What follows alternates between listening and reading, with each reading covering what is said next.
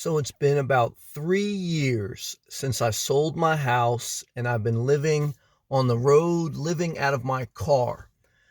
3 years living out of my car. Do I miss having a house? And what are my thoughts on buying a house? Well, to answer the question, I do not miss having a house and I don't have any thoughts of buying another house.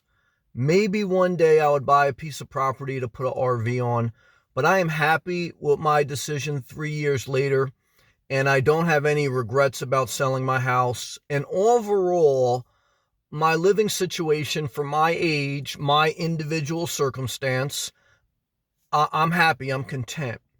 The biggest things I struggle with is extreme weather.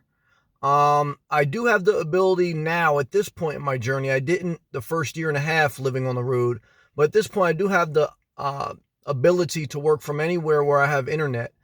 So I can travel north and south, depending on the summer or winter to change my climate. But I like to spend most of my time in Florida. I spent the last summer in Florida living in my car with no air conditioning, and I don't plan to do that again. Either I will get some type of RV that has air conditioner, or I will travel up north to relieve some of the heat. And I don't have to worry about the winter cold weather because I'll be in Florida. So if you ask me in my individual circumstance, because that's what you're going to realize, everyone has their own individual circumstance, that I don't miss having a house. I don't want to buy another house. I owned a house for 15 years. I'm not married. I don't have pets. I don't want another pet. I don't want a relationship. So for me, a house serves no purpose at this point in my life, at this age. So the biggest thing that I do want to improve on going forward is a level of climate control. Not that I love air conditioning, because I like to be in the natural air. I like using a fan. But at times when it gets warm, I do want a level of temperature control. And so that's something I'll think about in the coming months or year.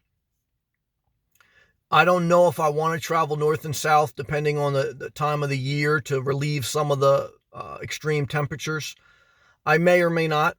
Having the Thousand Trails camping pass, which allows me to be a tent camper at different campsites and legally have a safe place to legally park my car, has helped as one of the resources for a place to park, because that's your biggest issue living full-time in a car, van, or RV, is where do you park.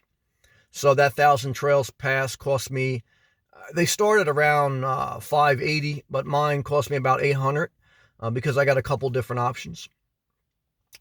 So at this point, it's mainly the temperature control, because you get to a certain level where you want to cut expenses, you want more freedom, you want more flexibility, but then you also get to a certain point where you want a level of comfort. A RV, I won't use most of it, and it's a little bit bulky and less gas efficient. It limits some options. So I'm not really hugely leaning towards that. I do like my Jeep Renegade. I like the drive. It's been overall good to me. I do take care of it well. So my main issue though is the temperature control, and I'll continue to share my journey. I was looking at a Class B Corrado motorhome this past summer, which I almost bought, but then I ended up coming up north to see my mother, and there was a hurricane coming in Florida, so I had the flexibility to move. So you move. But, I just want to at least share my thoughts on that. Someone 3 years living in their car full time, not destitute, and not selling you a big facade, reality. That's what I would say is my circumstance. That's what I would say would be my thoughts. Everyone, though, is different, and you're going to have to, understand your personality, understand your point in life, how you can make an income on the road, and how you can not just survive, but thrive, because it is demanding to be on the road and to constantly be moving. It's exciting, it's fun, but it's also demanding. So you have to be mindful, because again, quality of life and comfort and quality of life have to play into the equation of cost effectiveness. because, you don't want to just live below your means. And it's great to do that because then you have more financial resources. You can do more if you want, but you don't want to destroy your well-being either and not have any comfort, because then it's like, what are you saving money for? Not to live uncomfortable? There's a time to sacrifice, though, to reposition your life for a better future. And that's part of what I'm doing too. So, but I just want to share some thoughts in this video. Subscribe if you're not. I'll document my journey as I continue on, which I have for 3 years.